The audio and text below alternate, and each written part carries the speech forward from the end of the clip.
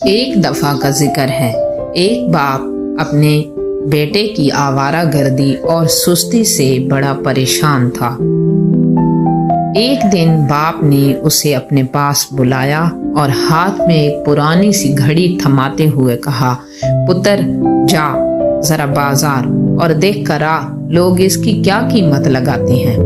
بیٹا بازار گیا، کسی نے 200 کہے تو کسی نے 500۔ وہ واپس آیا اور باپ سے بولا، ابا جی یہ تو پرانا کباڑ ہے، کوئی ڈھنگ کے پیسے دے ہی نہیں رہا۔ باپ مسکرایا اور بولا، اچھا اب دوبارہ جا، لیکن گھڑی کی قیمت نہیں، اب اس کے اندر جو وقت چل رہا ہے اس کی قیمت پوچھ کر آ۔ بیٹا حیران ہوا کہ یہ کیسا سوال ہے۔ وہ دوبارہ بازار گیا اور اس نے وہی بات کی جو اس کے باپ نے کی، لیکن لوگ اس کا مذاق اڑانے لگے۔ آخر میں وہ ایک تجربہ کار بزرگ دکاندار کے پاس پہنچا۔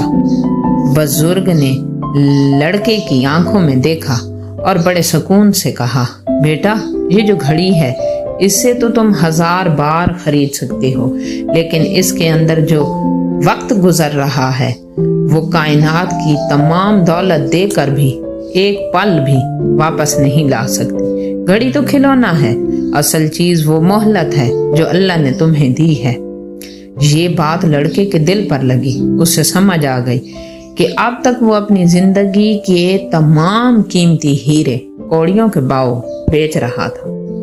دوستو یاد رکھیں، گھڑی کی قیمت جیب طے کرتی ہے، لیکن وقت کی قیمت آپ کی قسمت طے کرتی ہے۔ آج محنت کر لو، ورنہ کل پچھتاوے کے سوا کچھ ہاتھ نہیں آئے گا۔